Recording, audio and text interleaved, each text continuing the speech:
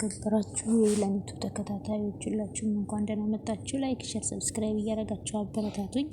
የሞገስ አሳዛኝና የህይወት ፍጻሜ በጣም የሚያሳዝን ነው። ዝና ከጠበቃው ጋር አጋጥሞት እንግዲህ ጠበቃው እንዲገለውና ከዛም ሉላን ለመውሰድ ነው እያደረገው በቪዲዮ እየቀረጸ ማለት ነው። ካልተሳካም ደግሞ ሞገስ ጠበቃውን ሲገለው ከዛ ሞገስን ወደ እስር ቤት ለማስገባት ነው አዞት ነበር። እና እንግዲህ ጠበቃውም እንግዲህ የዝናን ትዕዛዝ ለመፈጸም ሞገስ ወደሚገኝበት አካባቢ ሄደና ከዛ ሉላን ታመጣለህ አታመጣም የሚል ጥያቄ ሲያቀርብለት እንግዲህ ዝና እንደምታውቁት ለራሱ ብቻ ነው የሚሆነው ማለት ነው። ለራሱ ብቻ ነው እንጂ ለሰዎች አያዝንም። መሀሊትን ሲጠቀምባት ቆይቶ እንግዲህ መሀሊትን ጎዳና ላይ ወድቃለኝ ማለት ነው። ከዛም እንግዲህ ጠበቃውንም እንግዲህ ለራሱ ጥቅም ነው የተጠቀመው ማለት ነው። እንግዲህ ሞገስን ከገደለ ያው ሞገስ ያው ሲሞትለት ሉላን ለመውሰድ ነው። ጠበቃውም ከተገደለ እንግዲህ ሞገስን እስር ቤት አስገብቶ ያው ሉላን ለመውሰድ ነው በተዘዋዋሪ ማለት ነው። ጠበቃው ግን ይሄ ጅል እየተጃጃለ ሄዶ እንግዲህ ሞገስ እንዲገለው ሆኗል። ከዛ በኋላ ሉላን ታመጣ እንደሆነ አምጣ፣ ካላመጣ ግን እገላለሁ ብሎ ጠበቃው መሳሪያ ሲያወጣ ሞገስ ደግሞ እኔ እስከ ዛሬ ድረስ ዋጋና መስዋዕት የከፈልኩባት ሉላ ለማንም አሳልፌ አልሰጥም። እኔ ራሴን መስዋዕት አደርጋለሁ እንጂ ሉላዬን ልሰጥህ አልችልም በማለት ከዛ በኋላ ጠበቃውም ደግሞ ተኩሽ ነው መገል ብሎ በማስፈራራት ግደለኝ፣ ምንም አድርገኝ እንጂ እኔ ሉላዬን አሳልፌ አልሰጥም በማለት ሞገስም ይናገራል። ከዛ የፈለከውን ማድረግ ትችላለህ እንጂ ወይ ጊዜ በሰዓቱ ሀብትና ንብረቴን ታስመልስልኛለህ ብዬ ጠበቃ አድርጌ ነበረ። ሲቀጥል ደግሞ ሉላን ስታማግጥና ወንጀል ሰርተ እስር ቤት ስትርመጠመጥ፣ አሁን ግን አንተ ለእኔ ሽጉጥ ይዘህ መጣ፣ ተኩስና ግደለኝ፣ ሉላን በፍጹም አልሰጥህም፣ ልታገኛትም አትችልም ብሎ ሲለው ጠበቃው ደግሞ ትዕግስቱን መቆጣጠር አቃተውና ወደ ሞገስ ለመተኮስ አነጣጥሮ ሲተኩሰው ሞገስ ሄዶ ድፍት አለ። ሞገስም ደግሞ ድንገተኛ ሆስፒታል ከሄደ በኋላ ሉላና ዳጣ እየበረሩ ወደ ሆስፒታል ሄደው ነበርና ያዩትን ማመን አቅቷቸው ቀወጡት። ወደ ብሩኬና ወደ መድብል ከደወሉ በኋላ እየበረሩ ሲሄዱ ሞገስ ሆስፒታል ገብቶ እየተሰቃየና መከራውን እያየ ይገኛል። መጨረሻውን በዝና በኩል የተፈጸመበትን ከባድ አደጋና እንዲሁም ደግሞ ክስተት መሆኑን ሲናገር መድብል ከዝና ጋር ለመጋጠም ነው የፈለገው አለው። ከዛም እንግዲህ ወደ ዝና ጋር ሲደውሉ ሉላ ከዛም እንግዲህ አላማቸውን ፍላጎቱ እየጨመረ ስለሄደ ብሩኬም ደግሞ ፈራና እባክህ መድብል የራሳችንን ህይወት እንኖር፣ ከነዚህ አረመኔዎች ሰዎች፣ አደገኛ ሰዎች እንውጣ ብሎ ሲለምነው ከዛ በኋላ ቦቅቧቃ ወንድም የለኝም አያሳዝንም እንዴ? ሞገስ እኮ ለአንተ ሲል ህይወቱን መስዋዕት አድርጎ አትርፈዋል። ዛሬ አንተ እንዴት በዝና እጅ ወድቆ እንዴት ህይወታችንን እንኑር በቃ ብለህ ትላለህ ብሎ መድብልም እንግዲህ መድብል እንደምታውቁት ጀግና ነው ማለት ነው። ወንድሙንም ከብዙ መከራ ነው አውጥቶ ይዞ የመጣው። እንግዲህ ሞገስም ንብረቱን ሁሉ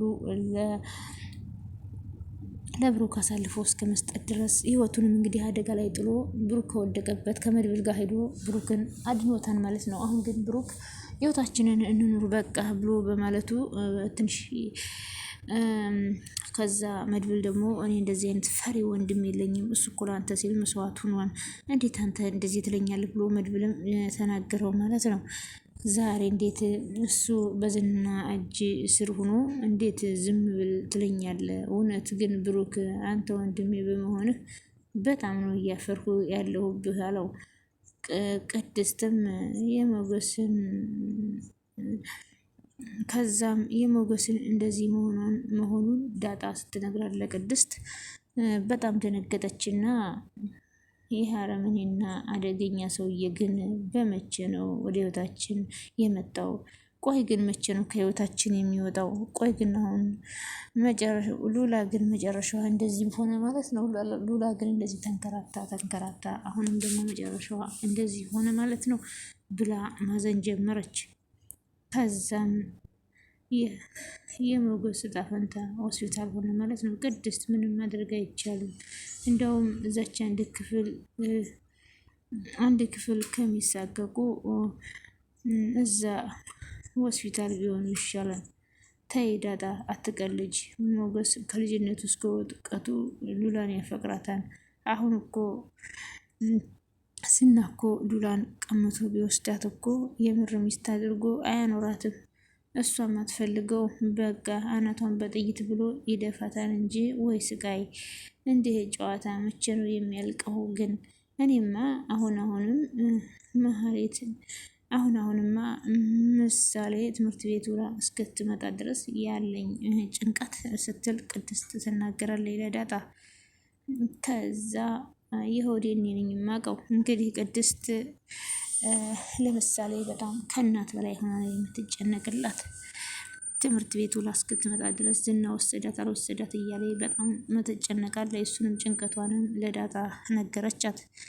እኔ እኮ ቡራ እንደ አጋጣሚ ሆኖ ወደ ቤት ደውሎልኝ እየመጣሁ ሳለ ሞገስ ደወለና ገንዘብ ምናምን ቸግሮት ነበር፣ አቀብኝ ካለች ተበደሪልኝ ብሎኝ ከአባዬ ገንዘብ ተቀብዬ ልሰጠው የሆነ ቦታ ላይ ተቀጣጥረን እዛ ቦታ ላይ ሲደርስ ዝናን ሳየው በጣም ደንግጬ ተመለስኩኝ አለች። ሞገስ ደግሞ እዛ ቦታ ላይ መጥቶ እንግዲህ እዛ ቦታ ላይ መጥተው ይዘውታል። ሰላም ሰላም ሰላም! ውድ የተከበራችሁ የሄለን ዩቱብ ተከታታዮች እጅግ በጣም ተወዳጅ የሆነው የምሳሌ ድራማ በጉጉት ስንጠብቅ የነበረው አሁንም እንደቀጠለ ይገኛል። ቻናሉ ላይክ፣ ሸር፣ ሰብስክራይብ እያደረጋችሁ ለምታበረታቱኝና እንዲሁም ደግሞ ሰብስክራይብ እያደረጋችሁ ለምታበረታቱኝ ከልቤ አመሰግናለሁ። እንግዲህ ሞገስ ሉላን ለማትረፍ ሲል እሱ ችግር ውስጥ ገብቶ ድንገተኛ ሆስፒታል ገብቷል። ብሩክና ሞገስ እንግዲህ የሰርጋቸውን ጊዜ በጉጉት እየጠበቁ ሳለ እንግዲህ ሞገስም ሉላን ለማግባት ብሩክም ከቅድስት ጋር ለመጋባት እንግዲህ እየጠበቁ ያለ ግን የዝና ኮተታ አያልቅምና እንግዲህ ሞገስም ሆስፒታል ገብቷል። ዝናን እኔ እስር ቤት አስገብቼ መቀመቅ ካስገባው በኋላ እኔም የራሴን ህይወት መሰረታለሁ እያለ በጉጉት ሲጠብቅ የነበረው ዛሬ ላይ ደግሞ ሞገስ ላይ የደረሰው አደጋ ከባድ ሆነ። ብሩክ እንግዲህ ቅድስትን ወደ መኝታ ቤት ወደ መኝታ ክፍል ገብታ አልጋዋን እያነጣጠፈች እያለ መጨረሻ ላይ የብሩክን ጃኬት አንስታ በቅፍ አድርጋ እያሸተተኝ ነበር። እሱ ደግሞ ከስራ ቆይቶ ሲመለስ ምሳሌንና መድብልን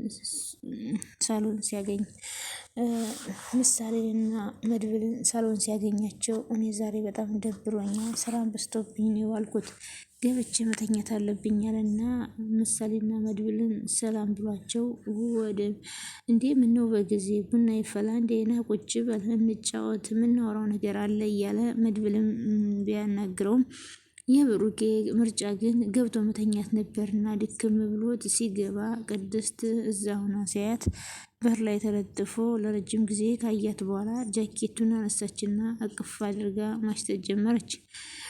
ቆይ ምን እያደረግሽ ነው? ምን እየሰራሽ ነው? ብሎ ሲላት እሷም ደነገጠችና እንዴ መተሃል እንዴ? ቆሸሿን አልቆሸሽም አጥቤዋለሁ አላጠብኩትም ብዬ ለማጠብ እኮ ነው ሳሸተው የነበረው አለኝ።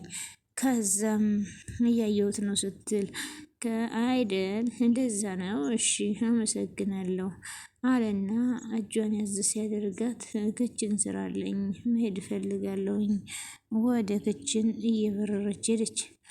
ከዛም እንግዲህ መጨረሻ ላይ እጅግ በሚገርም ሁኔታ መድብልና ምሳሌ ብሩክንና ቅድስትን እየቦጨቋቸው ይገኛሉ።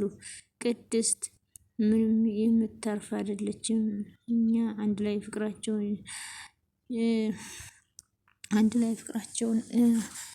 ፍቅራቸውን ጨምሮ ከዛም እንግዲህ እፎይ አንድ ላይ ተጋብተው እፎይ የምንልበት ጊዜ እየጠበቅኩኝ ነበር ምሳሌ ብሎ መድብል ማውራት ጀመረ። አሁን ሌላ ገድል መውጣት አለብን፣ ሌላ ነገር ማሰብ አለብን። ብሩኬ ለቅድስት ቦታና ስሜት እንዲኖረው ማድረግ አለብን ተባባሉ።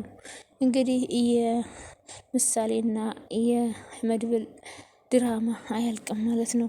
እንግዲህ መድብል ከብሩክ ጋር እንዲጋቡ ቅድስት ጋር ማለት ነው በጣም ይፈልጋል። በጣም ምርጥ ወንድም ነው። እሺ ምን ማድረግ አለብን ብላ ምሳሌም ጠየቀች። ከዛ ማድረግ ያለባት ትልቁ ነገር ምንድን ነው? በቃ ትምህርት ቤት ሚስ በተደጋጋሚ ስለ አባቴ እየጠየቀች ነው። አባቴን በጣም ወደዋለች። አባትሽ ደህና ነው ወይ? ነገ ወላጅ አባትሽን ይዘሽ ነይ ማየት እፈልጋለሁ ምናምን ብለሽ አንቺ መቀሳሰር አለብሽ ቅድስት ስትመጣ አላት። ሲንሾካሾኩ ነበርና ቆይ እናንተ አተኙም እንዴ ብላ ስትል አንቺስ ምን ትሰሪያለሽ? እኔማ የጋሸን አልጋ ላነጥፍ ነበር አይደል? ጉድሽን አልሰማሽ? እኔ የምለው አጎቴ ብላ ምሳሌ ጨዋታዋን ስትጀምር መድብል ደግሞ ምሳሌ ባለፈው እቺ ሚስ የምትባለዋ አንተ ብሩኬ የምሳሌ አባት ነህ እንዲህ ብላ አለችኝ ለመድብል ደጋግማ ጠየቀችኝ። ከዛ ለቀጣዩ ላይ ስንጠራ አባቷን ነው መምጣት ያለበት፣ እሱ ጋር እናወራለን፣ ቁጥሩንም ስጠኝ እያለች ነበር ብሎ ለምሳሌ ሲላት እኮ አጎቴ ዛሬም ለራሱ አገኘችኝና ብሩክ ደህና ነው ወይ እና ነገ ወላጅ ይዘሽ እንድትመጭ ብላኛለች ብላ ማውራት ጀመሩ። ከዛም ቅድስትም ደነገጠችና ፍጥጥ ብላ በቀረችና ከዛ በቅናት አበደች። እንዴ ምን ጉር ነው? እኔ እዚህ ቤት ሰራተኛ አልሆንም፣ እኔ አሽከር ነኝ እንዴ? በቃ አውጡልኝ፣ ቤቱን ላጸዳው ነው። ቅድስት ግን ሰላም ነሽ አለና መድብል ሲያፈጥባት አዎ ሰላም ነኝ አለች። እኔ ምን አገባኝ፣ ከተቀመጣችሁበት ተቀመጡ፣ እኔ ለእናንተ ሁሌ አሽከር መሆን አለብኝ እንዴ ብላ ወደ ክችኗ እየፈረረች ስትሄድ ከዛም የመሀሌት ክፋትና ተንኮል እንደቀጠለ ይገኛል። መሀሌት እንግዲህ ጎዳና ላይ ወድቃም ተንኮሏን አላቆመችም። ከዛ መሀሌት ሆዬ ሞገስንና ሉላን እንግዲህ ሞገስና ሉላን አይታቸው እንግዲህ ለመድብል እየተናገረችው እሷ ናት። ከዛም ራስ ወዳድ እንዲሁም ደግሞ የሰው ገንዘብ ምን ያህል እንደምትወድ የሚያሳይ ነው። የሰውን ሰላም ለማጥፋት የምታደርገው ነገር በጣም ከባድ ነው። አሁንም ጎዳና ላይ ወጥታ ሁሉንም ነገር ተነቅጣ ሌባ ወስዶታል። ስትንከረፈፍ ልብሷን ይዛ እንግዲህ ከዛ ሌባ ልብሷንም ስልኳንም ነቃቅጧት በባዶ እጇ ጎዳና ላይ ቁጭ ብላ እንግዲህ አንዲት ደግሞ የማታ ስራ የምትሰራ እንግዲህ እሷ ነው ወደ ቤቴ ብላት ይዛት ሄዳለች። የመሀሌት መጨረሻ እንግዲህ ይሄ ሆኗል። ሁላችሁም አብራችሁ ስለነበራችሁ ከልብ አመሰግናለሁ።